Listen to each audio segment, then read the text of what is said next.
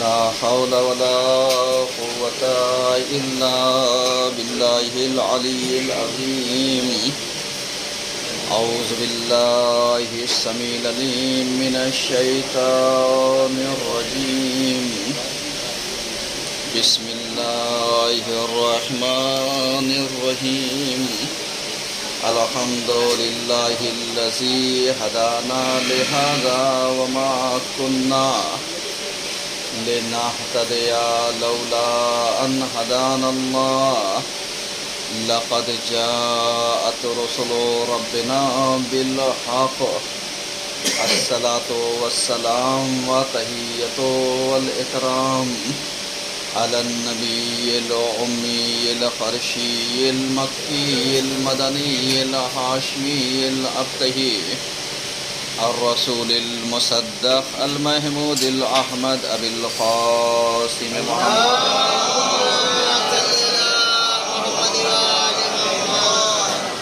وعلى آل بيت الطيبين الطاهرين المعصومين المظلومين ولعنة الله على أعدائهم أجمعين من الآن إلى قيام يوم الدين. أما بعد فقد قال الله تبارك وتعالى في القرآن الحكيم وهو أصدق الصادقين وقوله الحق. بسم الله الرحمن الرحيم. تبارك الذي بيده الملك وهو على كل شيء قدير. الذي خلق الموت والحياة ليبلوكم أيكم أحسن عملا.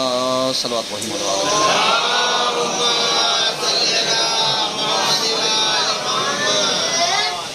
عزیزان گرامی، ہم نے سورہ مبارکہ ملک کی ابتدائی چند آیتیں آپ کے سامنے پیش کی ہیں، اور ان آیات کے پیش کرنے کا مقصد اور ہدف یہ ہے کہ پاک و پاکیزہ ہے وہ ذات کی جس کے قبضہ قدرت میں ملک ہے. وَهُوَ عَلَى كُلِّ شَيْءٍ قدیر، اور وہ تمام کے تمام چیزوں کے اوپر قدرت رکھنے والا ہے. الذی خلق الموت والحیات، اور اس نے موت اور حیات کو پیدا کیا. لیبلوکم ایکم احسن عملا، تاکہ وہ تمہیں دیکھے گا اور آزمائے گا بہترین عمل والا کون ہے. حضور والا، چونکہ یہ مجلس ایک ایصال ثواب کی مجلس ہے، تو قبل اس کے کی بیان کا آغاز کے گزارش ہے ایک متاثر حمد اور 3 متاثر اخلاص کی تلاوت فرما کر مرحومہ عالمہ زہرا بنت افسر علی صاحبہ کی روح کو فوت بخش.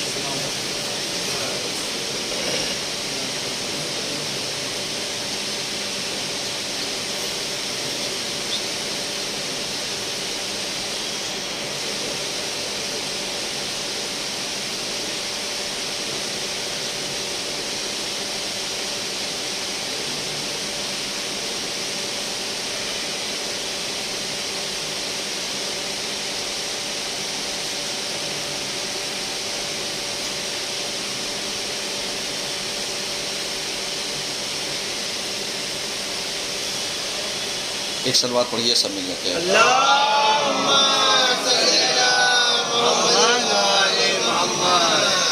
عزیزان گرامی، چونکہ بہت زیادہ وقت مجھے نہیں لینا ہے، لیکن یہ ہے کہ ایک ایصال ثواب کی مجلس ہے، چند معروضات ہیں جو آپ کی خدمت میں عرض کرنا ہے. میں بار بار اس چیز کی طرف تاکید بھی کرتا ہوں اور بیان بھی کرتا ہوں کہ ایصال ثواب کی مجالسوں میں کچھ ایسی باتیں ہونی چاہیے کہ جو ہمارے اضافہ عمل کا باعث ہوں، کیونکہ اگر عمل میں اضافہ ہوگا اور یہ باعث بنے گا کہ ہمارا عمل بہتری کی طرف جائے، تو ضروری یہ ہے کہ ہم اپنے عمل کے اندر سدھار پیدا کریں اور ان چیزوں کی طرف آئیں کہ جو ہم کو سرعت عمل کی طرف دعوت دیتا ہے.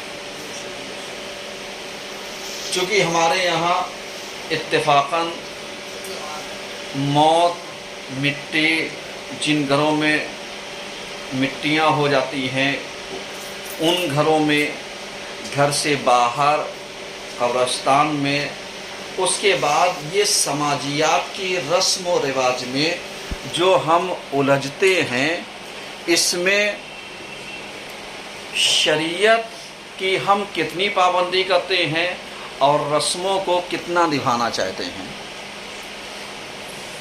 चूँकि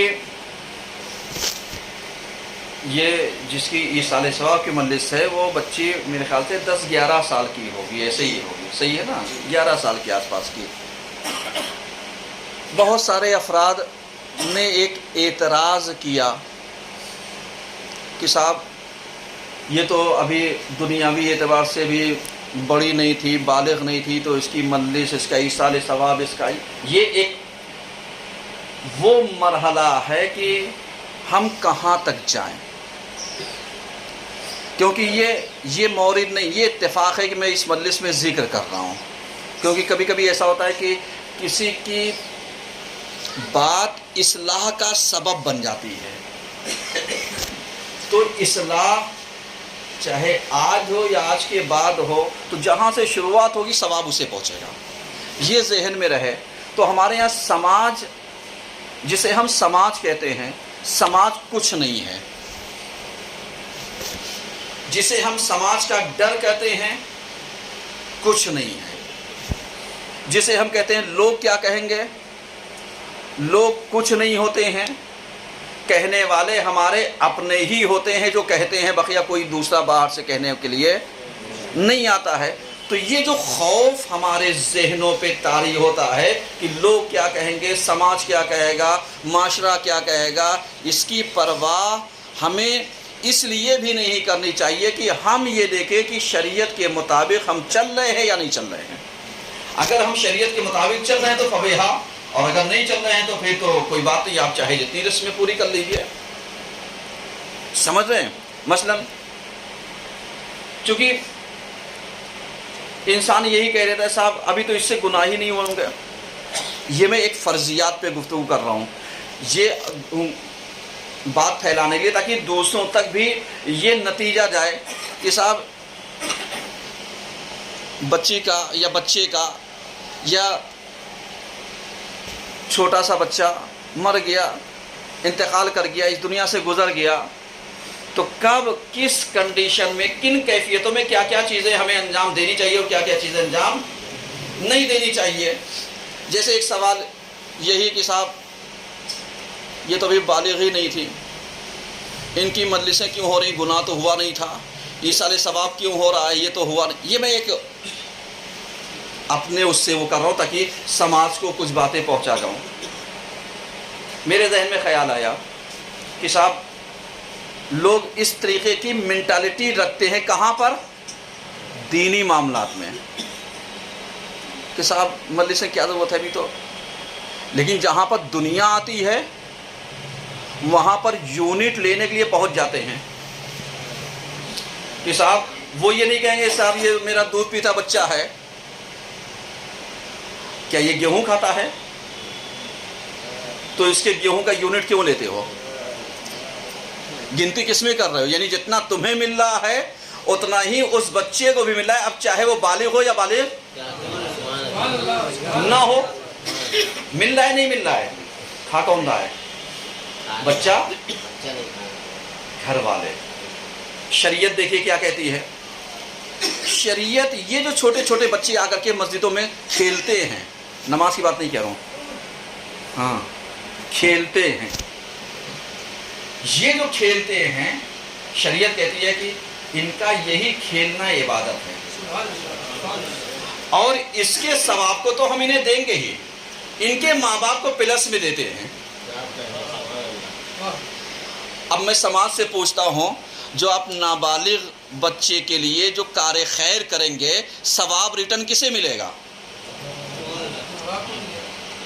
माँ बाप को मिलेगा। तो ये जो समाज वाला जो हमारे जहनों में आकर के बैठा है, साहब लोग क्या कहेंगे, ये समाज होता कौन, ये तो पहुंचा तो सकता नहीं, रोक जरूर सकता है। एक सलवात पढ़िए, सब मिल गए।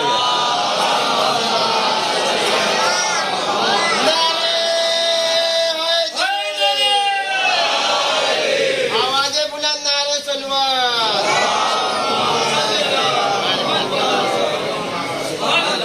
سماج روک سکتا ہے، پہنچا نہیں سکتا، اور جب پہنچا نہیں سکتا تو کٹگھرے میں کسے کھڑا ہونا چاہیے؟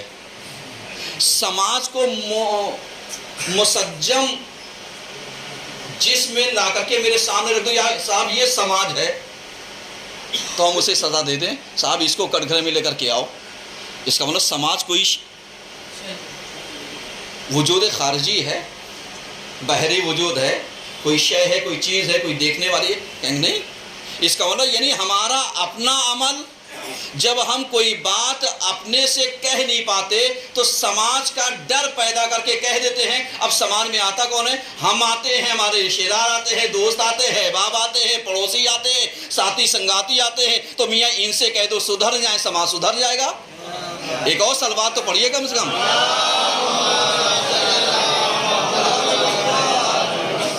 ہے یا نہیں ہے؟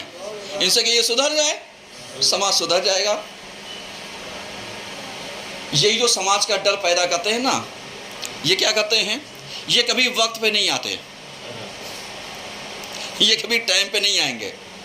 جیسے ہمارے یہاں جو بزرگوں کی روش تھی، بہت اچھی روش تھی، ان کے یہاں اعلان یہ ہوتا تھا، صاحب قرآن خوانی اتنے بجے، مجلس اتنے بجے۔ یہ قرآن خوانی کا وقت کیوں دیتے تھے؟ تاکہ آپ اتنے بجے آئیے اور اتنی دیر بیٹھ کر کے تلاوت کیجئے۔ اب یہ نہیں کہا جاتا تھا کہ آپ پورا قرآن پڑھ لیجئے، کہا جاتا تلاوت کیجئے۔ اب اتنی دیر میں آپ 50 آیتیں پڑھ سکتے ہیں، 50 آیت پڑھیے، ایک ربع پڑھ سکتے ہیں، ایک ربع پڑھیے، آدھا پارہ پڑھ سکتے ہیں، آدھا پارہ پڑھیے، آپ پورا پارہ ختم کر سکتے ہیں، پورا پارہ، اور اگر اس کے بعد وقت بچ گیا آپ دوسرا پارہ شروع کر دیے، اور جہاں سے وہ ختم وہیں اٹھا کر کے رکھ دیے۔ کہا کیوں؟ کہا اس لیے کہ صاحب ارے اگر ہم پڑھیں گے پورا پارہ ختم نہیں کر پائے تو لوگ کیا کہیں گے؟ تو میاں نہ کرنے سے کرنا بہتر ہوتا ہے۔ نہیں پڑھو گے تو پہنچے گا کیا؟ پڑھ دو گے تو پہنچ جائے گا۔ ایک صلوات پڑھیے سب مل کر کے۔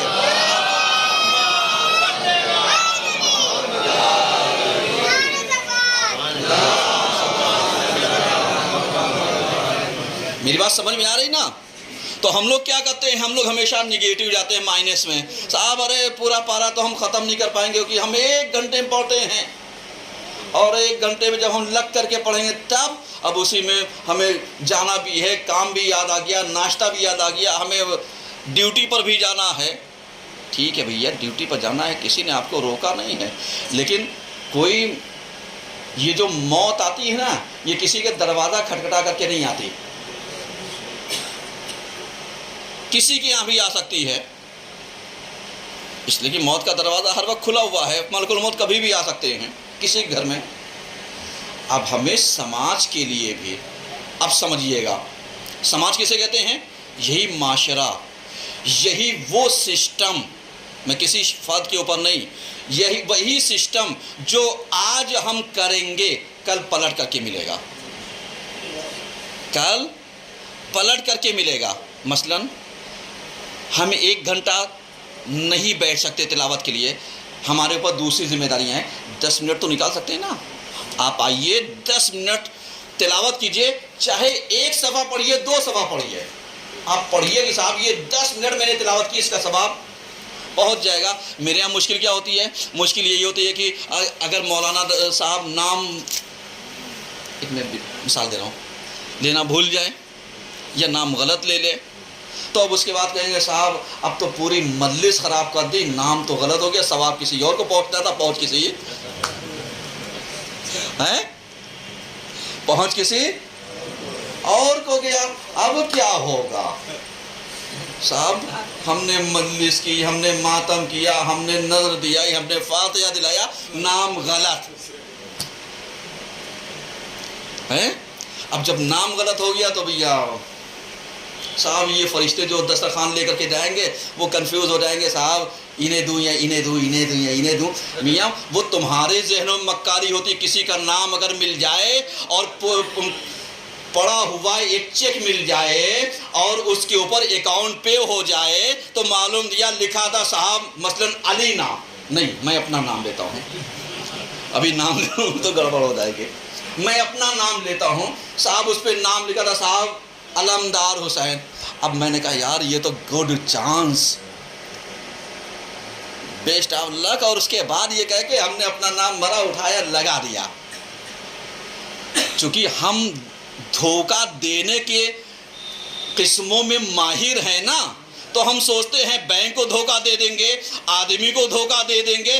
یہ فرشتے ہیں جو تم سوچتے ہو وہیں پہنچ جاتے ہیں. یہاں پر نام نہیں دیکھا جاتا کہ صاحب نام غلط ہو گیا تو پہنچے گا کس کا. اس لیے کہ جب ہم نماز جنازہ پڑھاتے ہیں نام لیتے ہی نہیں. ایک صلوات تو پڑھیے سب مل کر کے.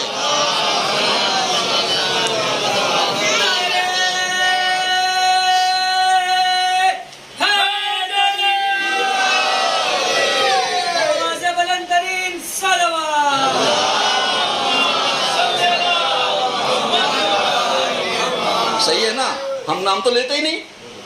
اب جب نام نہیں لیتے تو اب بتائیے یہ جو مودہ بیچارہ سامنے لیٹا ہے یہ سب سے بڑی دلیل ہے یا نہیں ہے؟ سب سے بڑی دلیل ہے. اور ہم کیا کہتے ہیں؟ صاحب نام غلط ہو گیا. اے مولانا صاحب آپ کا دماغ صحیح نہیں ہے لگتا ہے نام غلط ہو گیا. میں مثال دے رہا ہوں صرف بات سمجھانے کے لیے، کیونکہ جب ہم تلقین پڑھتے ہیں، جب ہم وہاں پہ تو نام لیتے ہیں. کیوں لیتے ہیں؟ وہاں پہ جو مردہ ہے نا وہ ہم بتانا چاہتے ہیں جتنے قبرستان میں ان سے نہیں کہہ رہے تم سے کہہ رہے ہیں. صحیح ہے نا؟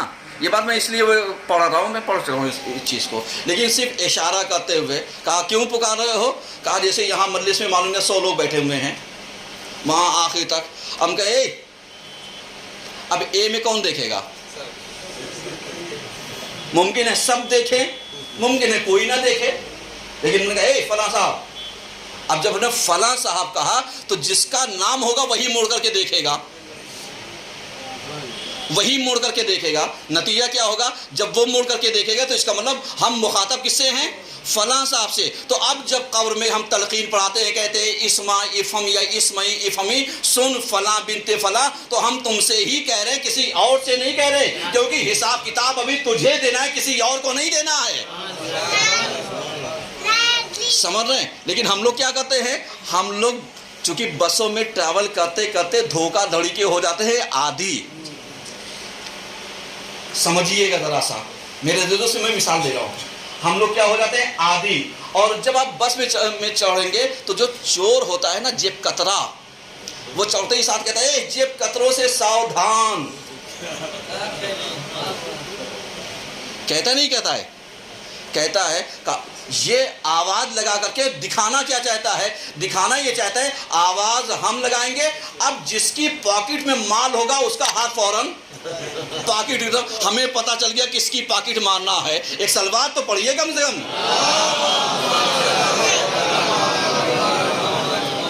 سمجھ میں آ رہا ہے؟ تو اب اس نے ٹارگٹ بنا لیا کہ ہمیں چونا کسے لگانا ہے. تو اب سمجھ میں آیا جو زیادہ شور مچانے والا ہو وہ چونا لگانے کا پہلا ماہر ہوتا ہے. ایک صلوات پڑھیے سب مل کر کے. نعرہ حیدری، نعرہ صلوات. کیونکہ جب ہم میت کے میں آ کر کے تکبیرات پڑھتے ہیں اور یہی کہتے ہیں صاحب پیغمبر کی گواہی دے دی، اس کو یاد دلا دیا، صلوات پڑھ دی، مومنین مومنات کی مغفرت پڑھ دی، اور اس کے بعد ہم کہتے ہیں پروردگارہ یہ میت ہے. میت بھی نہیں کہتے، کیا کہتے ہیں؟ کہتے ہیں صاحب اللہم انا ھذا عبدک، پروردگارہ یہ تیرا بندہ، وابن امتک، پروردگارہ یہ تیری بندی کا بندہ. اس کا کہتے ہیں وابن عبدک، پروردگارہ تیرے بندے کا بندہ. یہ 3 کیٹیگری ہم نے کہی. 3 کا مطلب کیا ہوا؟ یعنی پہلے بتانا چاہتے ہیں ڈائریکٹ پہچان لے پروردگار، وہ تو جانتا ہی ہے نا. ہم کہتے ہیں پروردگار یہ تیرا بندہ ہے. یعنی اب اگر نام میں گڑبڑ ہو، کون ہے یہ؟ تیرا بندہ ہے. یہاں سے پہچانے فرشتے دھوکہ نہ کھا جانا، تیرا بندہ ہے. صحیح ہے. اس کے بعد کہتے ہیں پروردگارہ یہ تیرے بندے کا بندہ ہے. یعنی اب اس کے بعد پہچانوائے، باپ سے پہچانے بیٹا کس کا ہے، بیٹی کس کی ہے. اب اگر باپ بھی نہیں پتا تو جا کر کے ماں سے پہچان لے کہ یہ تیری بندی کا بندہ یا بندی کی بندی ہے. یعنی اب پتا چلا نماز پڑھانے میں 3 کیٹیگری رکھی گئی ہے. ڈائریکٹ پہچان لے یہ کون ہے، باپ سے پہچان لے کون ہے، ماں سے پہچان لے کون ہے۔ اب شور مچانے والے جا کر کے دیکھ لے، یہ تین حالتوں سے کوئی خالی نہیں ہوتا۔ صحیح ہے نا؟ یا تو باپ سے پہچانا گیا، اپنے سے پہچانا گیا، یا ماں سے پہچانا گیا۔ تو میاں جس کے باپ کا پتہ نہ ہو، ماں کا تو پتہ ہوگا۔ ایک سلوات اور پڑھیے سب مل کر کے۔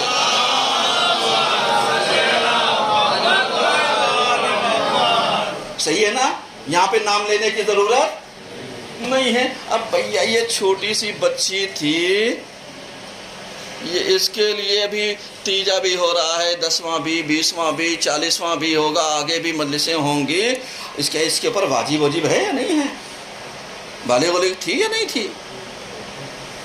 میں آپ سے سوال کرتا ہوں، جواب دیجئے گا میرے عزیزوں جا کر کے سب کو، تاکہ سب کے ذہنوں میں یہ رہے، کیونکہ سوال پیدا کرنا، کوشچن مارک اٹھا دینا تو بہت آسان ہوتا ہے۔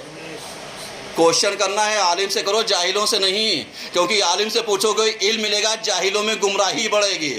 یہی وجہ ہے ہمارے سماج کا حال یہ ہے، جہاں پوچھنا چاہیے وہاں پوچھتے نہیں، جہاں خاموش رہنا چاہیے وہاں شور مچاتے ہیں۔ سمجھ میں آ رہا ہے؟ تو اب یاد رکھیے گا شریعت نے کیا کہا؟ شریعت نے کہا 4 مہینے کا اگر بچہ ہو اس کو تم غسل بھی دو گے اور کفن بھی دو گے۔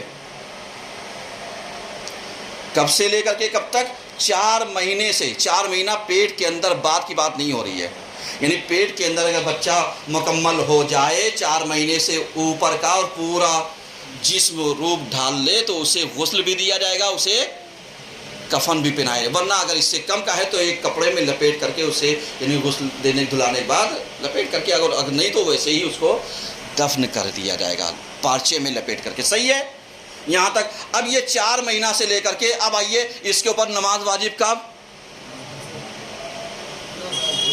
نہیں، یہی غلطی ہے۔ کہا صاحب جب یہ 6 سال کا ہو جائے، یعنی یہ بچہ ہمارے یہاں کیا پڑھا ہے 4 سال سے لے کے 6 سال، مکتب وغیرہ میں اگر دیکھا جائے تو 4 سال کا وہ ہے، تو ہم مان لیتے ہیں 4 سے 6 سال، یعنی اتنے پر اگر بچے ہیں تو نماز واجب۔ کون واجب کر رہا ہے؟ شریعت۔ اب اس سے بتائیے اس نے گناہ کیا تھا؟ یہ تو معصوم تھا نا۔ شریعت تو نے واجب کیوں کیا؟ شاید پروردگار بتانا چاہے ہم واجب اس لیے قرار دے رہے ہیں تاکہ یہ کل محروم نہ رہے، ورنہ ہم انتظار کریں گے 15 سال کا، ہم انتظار کریں گے 9 سال کا، اس لیے کہ 9 سال میں شریعت لڑکی کو بالغ تو کر دیتی ہے لیکن سماج اس کو قبول نہیں کرتا۔ تو سماج قبول کرے یا نہ کرے، شریعت کی نگاہ میں بالغ ہے، نماز بھی واجب، روزہ بھی واجب، حج بھی واجب۔ اب تم نابالغ کہتے رہو، اس کے اوپر سب بالغ ہے، سب واجب ہے۔ اب رہ گیا تو بھرپائی کا دو، پڑھ لیا تو اضافے کا سبب ہوگا۔ ایک سلوات پڑھیے سب مل کر کے۔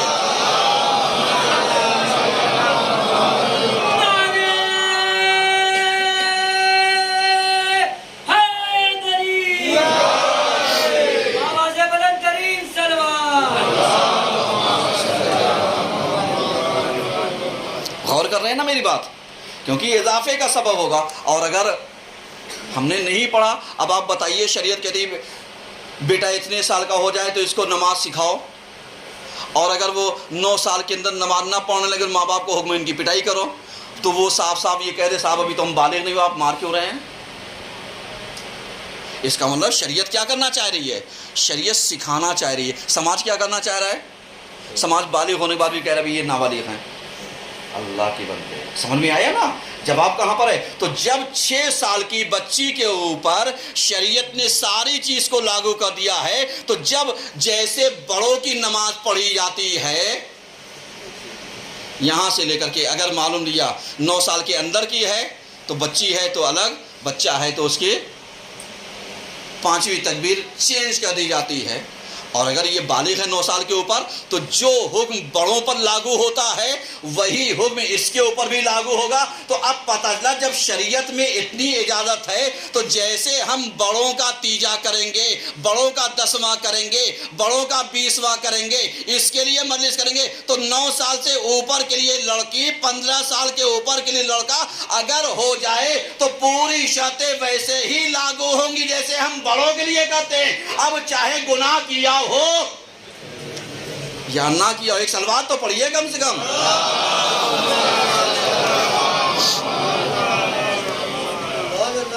ایک اور صلوات پڑھیے سب مل کر کے۔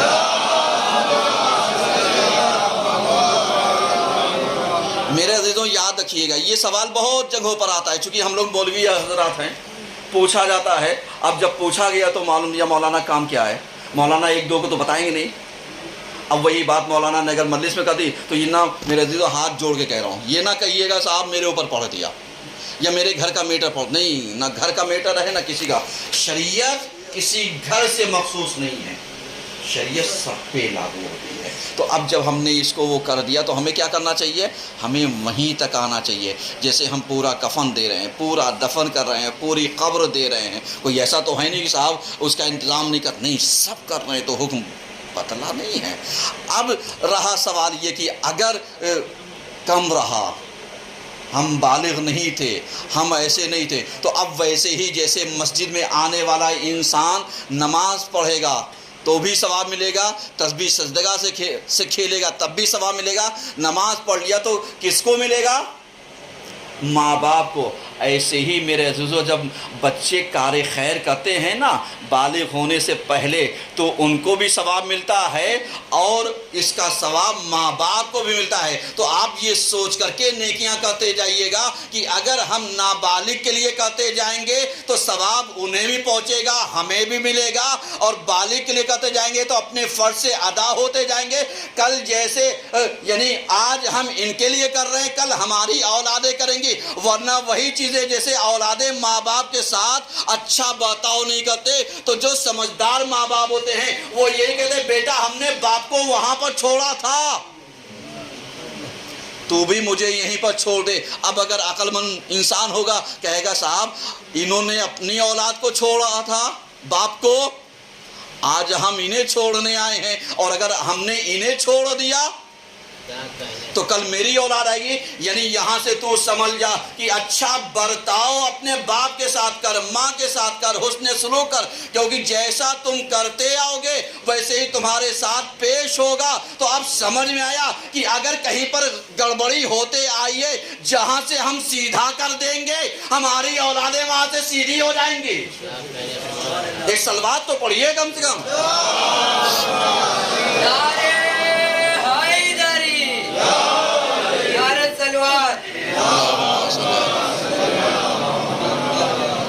ہمارے یہاں بحث کس چیز پر ہوتی ہے؟ چھوٹی چھوٹی چیزوں پر، جیسے معلوم لیا یہی کھانے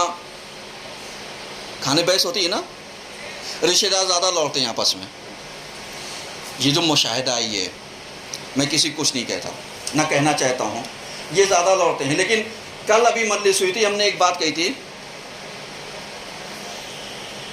مرنے والے کے گھر میں جو حکم ہے وہ سادہ کھانا پہنچاؤ، جسے بھاتی بولتے ہیں نا، اب یہاں کیا بولتے ہیں یہاں کی بھاشا مجھے نہیں معلوم، یعنی مرنے والے کے یہاں جس دن وہ ہوتا ہے کھانا، شریعت کہتی ہے 3 دن پہنچاؤ، اور ہم لوگ کیا کرتے ہیں؟ ہم لوگ کہتے ہیں صاحب لو ہوٹل والے کو آرڈر کر دیں، صحیح ہے نا، آرڈر کر دیں صاحب بریانی موت سے کھاؤ۔ اللہ کے بندو شرم آنی چاہیے، جس کے حلق سے ایک گھونٹ پانی نہ اتر رہا ہو، سمجھ میں آ رہا ہے؟ جو کچھ کھا پی نہ رہا ہو وہ تمہارے آگے کھانا لگائے گا، اچھا لگے گا؟ نہیں، سمجھو شریعت کو۔ 3 دن کا حکم اسی لیے کہا گیا۔ اور یہ جو ہم نے غیر قوموں میں دیکھا ہے کہ جب ان کے یہاں وہ ہو جاتا ہے تو وہ میٹھا لے کر کے جاتے ہیں، کچھ کے یہاں کچھ مٹھائی وغیرہ، نہیں، ہمارے یہاں ایسا نہیں ہے۔ ہمارے یہاں سادہ آپ کھانا بنوائیے، جسے کہتے ہیں کھچڑی ہو، تہری ہو، یا کچھ ہو یا کچھ ہو علاقے، وہ سادی چیز، تاکہ آپ لے کر کے جائیے اور ان کے غم میں شامل، ان کے ساتھ بیٹھیے. ان کی ذمہ داری یہ ہے کہ اب مرنے والے کو تھوڑا سا کھلاؤ، کیونکہ اس سے تو کھائے گا نہیں. 3 دن کا حکم ہے، 3 دن کا حکم کم سے کم ہے. کہا کیوں؟ کہا تیجے تک آؤ، سوم تک آؤ، مجلس سوم تک آؤ. اب آپ بتائیے ایک چیز اور، ہمارے یہاں ابھی یہیں آئے دن وہ ہوتا ہے، یہ تیجے کی مجلس زوال سے پہلے کہاں لکھی ہے؟ مجلس تو مجلس ہوتی ہے، کبھی بھی ہو سکتی ہے. کون سی شریعت میں؟ عورت میں ہے وہ، یا وہ لال کتاب، وہ لالی کتاب تو کہتے ہیں نا، اس میں پائی جائے گی. ذرا سا غور کیجئے ہم کہاں پر الجھے ہوئے میرے عزیزوں. اور اس کے بعد صاحب آج بھی ہم لوگ وہی لکھنؤ رسم میں الجھے ہوئے ہیں. صاحب فاتحہ کئے بجے ہوگا؟ کئے بجے؟ ارے بولیے، نہیں مغرب بات نہیں ہے، بولیے ذرا. ہاں 4 بجے. آواز آئی ہے، آواز آئی کچھ. 4 بجے. یہ بتا دیجیے یہ کب لکھا ہے 4 بجے؟ کون سی شریعت میں لکھا ہے؟ یہ ڈرتے ہیں نا، یہ ڈرتے ہیں کیونکہ وہ دن میں سوچتے ہیں مجلس کر لی، 4 بجے کے بعد لکھنؤ حساب سے شریعت رات بدل جاتی ہے تو فاتحہ کر کے مردوں کو بھٹکا دیں گے. دن کا فاتحہ یہ لے کر کے جانا، رات کا یہ لے کر کے جانا، تاکہ تم ہمارے گھر کا دروازہ نہ دیکھ لینا. اللہ کے بندوں، وہ لکھنؤ والے ہوں گے جن کے دروازوں سے مودے الگ نکلتے ہیں اور یہ مودوں کا دروازہ الگ توڑ دیا جاتا ہے، خود الگ دروازے نکلتے ہیں، ایسے لگتا ہے انہیں کسی اور دروازے سے لے جایا جائے گا. لیکن یہ یاد رکھیے گا، دروازے توڑ لینے سے دروازوں کا حل نہیں ہوتا، صحیح طریقے سے جانا یہ حل ہے.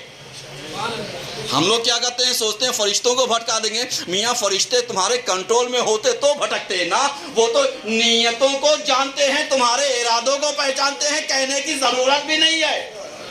ایک صلوات پڑھیے سب مل کر کے.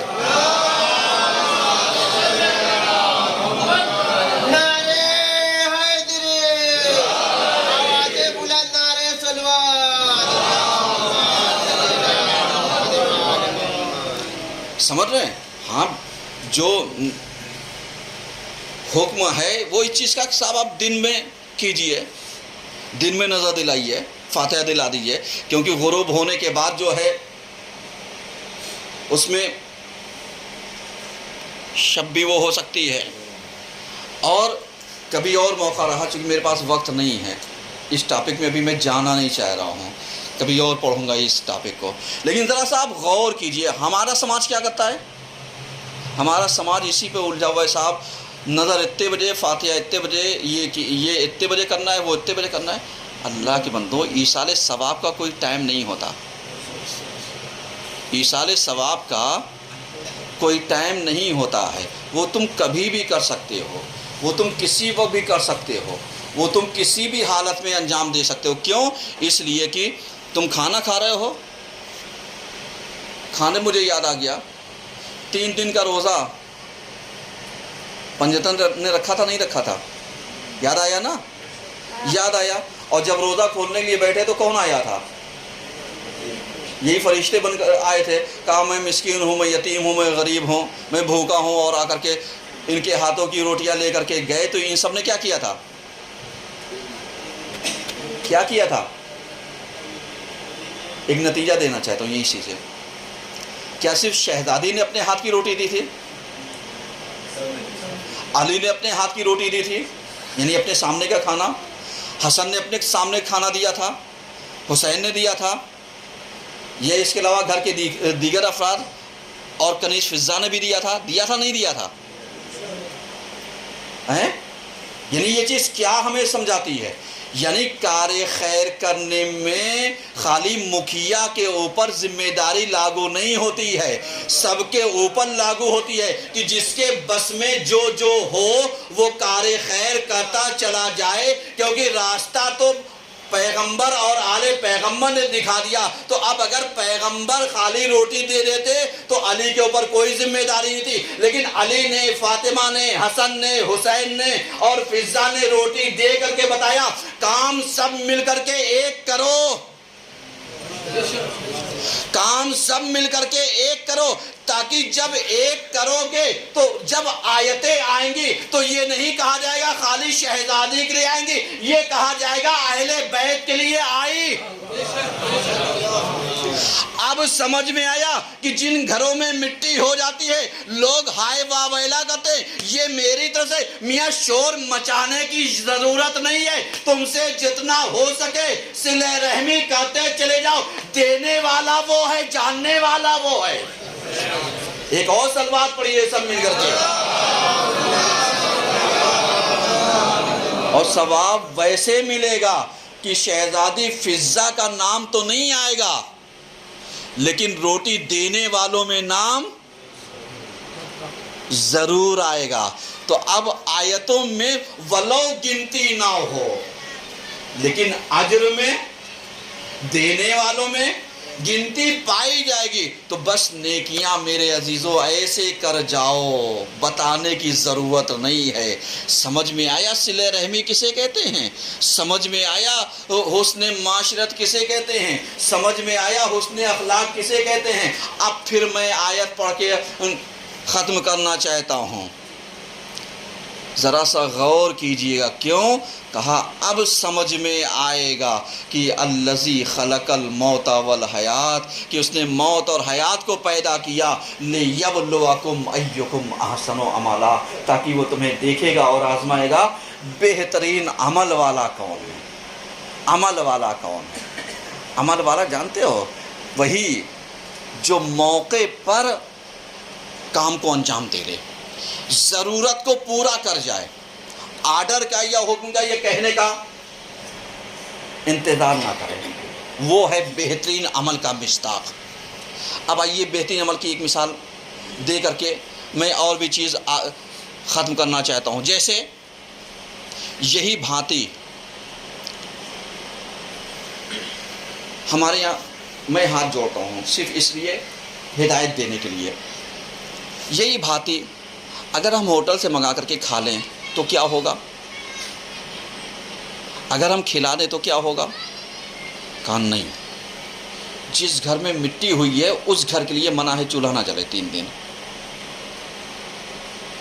لیکن اس کے اڑوس پڑوس یا دوسرے رشتہ دار، ان کی ذمہ داری، کوئی نہیں لایا تو یہ جلائیں۔ اب یہاں پر یہ نہیں بیٹھے کوئی صاحب بھیجے، ہاں رشتہ داروں کی ذمہ داری ہے کہ وہ بنا کر کے بھیجیں۔ ہم نے دیکھا ہے ہمارے یہاں، ہمارے وطن میں ایک ایک گھر میں کئی جگہوں سے کھانا آ جاتا تھا۔ کہا کیوں؟ کہا کہیں ایسا نہ ہو کہ سب انتظار میں یہ سوچیں کہ صاحب وہ بھیج دیں گے، صاحب سوچیں وہ بھیج دیں گے، صاحب سوچیں وہ بھیج دیں گے، اور سب یہی سوچ کر کے کوئی نہ لا پائے، مرنے والے پر کیا بیتے گی، وہ کتنی غربت کا احساس کرے گا۔ اب سمجھ میں آیا غربت کسے کہتے ہیں؟ غربت اسے کہتے ہیں کہ جب موقع پر کوئی چیز کی کمی رہ جائے۔ میرا سلام و حسین مظلوم کے اوپر۔ حسین نے کیا کہا تھا؟ کہا تھا جب ٹھنڈا پانی پینا تو میری پیاس کو یاد کر لینا۔ یعنی سمجھ میں آیا نا حسین کس چیز کو یاد دلا رہے ہیں؟ یہی پانی کو۔ کہا جب احساس غربت ہو، پردیسی ہونے کا احساس ہو، تو کسی اور کو نہیں، میری مصیبت کو یاد کر لینا، میری مشکلات کو یاد کر لینا۔ کہا مجھ جیسا غریب کوئی نہیں ہوگا، کیونکہ میں مدینے سے چلا تھا، کربلا میں لا کر کے 3 دن کا بھوکا اور پیاسا مجھے ذبح بھی کیا گیا، مارا بھی گیا، اور اس کے بعد بچا ہوا مال و اسباب لوٹ بھی لیا گیا۔ اس کے بعد اتنا ہی نہیں، ارے نیزوں پر سوار کرا دیا گیا، نیزوں پر معلق کرا دیا گیا، ہمارے سروں کو نیزوں کے اوپر نصب کر دیا گیا، اور اتنا ہی نہیں، میری بیویوں اور بچوں کو، میری ازواج کو اسیر بنا لیا گیا۔ میں کہوں گا آپ کی مصیبت کم تو نہیں تھی نا؟ اللہ کا شکر ادا کیجئے کہ آپ کے پاس رشتہ دار تھے، عزیز و اقارب تھے جو سینے سے لگا کر کے یہی کہہ رہے تھے صبر کیجئے، اللہ کا امتحان ہے۔ لیکن حائر سید سجاد، کبھی آپ نے ڈر سنا نا؟ سید سجاد یہی تو کہتے تھے، اے پھوپھی اماں، ارے ذرا سا اتنا بتائیے کہ یہاں پر دلاسا دینے والا کون ہے؟ اے پھوپھی اماں، میرا بابا وہ تو یہ لاشا پڑا ہوا ہے، میرے چچا کا لاشا وہ پڑا ہوا ہے، میرے بھائی کا لاشا وہ پڑا ہوا ہے، اور اس کے بعد میرے عزیز و اقارب کا لاشا یہ، اور اس کے بعد حسن بستہ ہم ہی ہے۔ ارے بتاؤ مجھے دلاسا کون دے گا؟ اب آخری بات سن لو، روج کے یہاں گریا بلند ہو گیا، خدا مرحومہ کو دریاب دے، ان کے رشتہ دار کو صبر دے۔ اور اس کے بعد بس آخری جملہ سن لو، یہی وجہ تھی حسین نے یہی کہا تھا، اے بنی حسد کے بچوں، اللہ اکبر۔ ابھی یہ غربت اللہ کا شکر ہم پر تو نہیں آئی نا؟ حسین نے یہی کہا تھا، اے بنی اسد کے مردوں تم آنا، اور آنے کے بعد ہماری قبر کھود کر کے ہمارے لاشوں کو دفن کر دینا۔ اور اس کے بعد عورتوں سے مخاطب ہوئے، کہا اگر تمہارے مرد نہ آئے نا تو تم چلی آنا، اور آنے کے بعد ہمارے لاشوں کو دفن کر دینا۔ اس کے بعد تیسری مرحلے میں، تیسری منزل میں حسین بچوں سے مخاطب ہوتے ہیں اور کہتے ہیں اگر یہ فوج لشکر یزید سے ڈر جائے، تمہارے ماں باپ ڈر جائے، عزیز و اقارب ڈر جائے، تو تم کھیلتے ہوئے آنا، ارے ایک ایک مٹھی خاک ہمارے لاشوں کے اوپر ڈال دینا۔ میں کہوں گا مولا، ارے مجھے سمجھ میں آ گیا، ارے غربت کسے کہتے ہیں، غریب الحسین کسے کہتے ہیں، پردیسی کسے کہتے ہیں، جس کو نہ بھوک، جس کو نہ کھانا، جس کو نہ تدفین، جس کے لاشے کو نہ دفن کرنے کو مل گیا۔ وَسَيَعْلَمُ الَّذِينَ ظَلَمُوا أَيَّ